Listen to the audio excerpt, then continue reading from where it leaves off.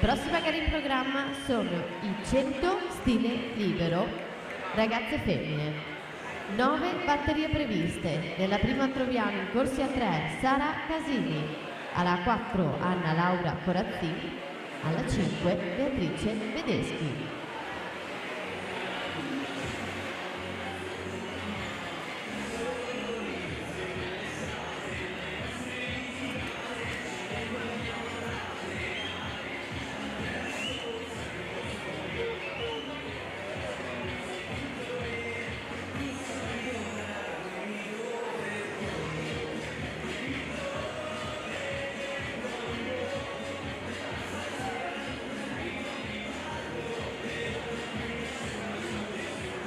Finaliste femminili quindi sono Mascotto, Mazzotta, De Luca, Graif, Cerchiera, Stevanella, Innocenti e Martina Franceschini con 2,43 e 54.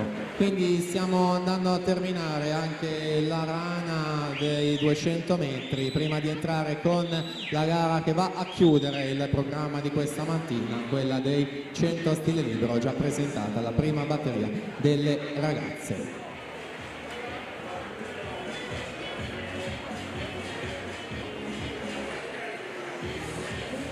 Emiliano Tomasi ritroviamo in corsia 4, ieri vittoria sui 100, specialista di tutte e tre le distanze della rana, ha vinto titoli a Riccione e a Roma proprio dai 50 ai 200 rana, nazionale giovanile a Kazan Euro Junior e a Budapest Duna Arena Mondiali Juniores. In entrambe le occasioni finalista di staffetta mista, a Kazan è stato secondo.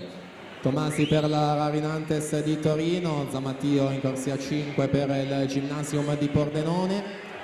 Testa a testa per aggiudicarsi quest'ultima batteria, la spunta Zamattio con 2,33 e 36, su Tomasi 2,33 e 74, quindi Biscaglia 2,24 e 95.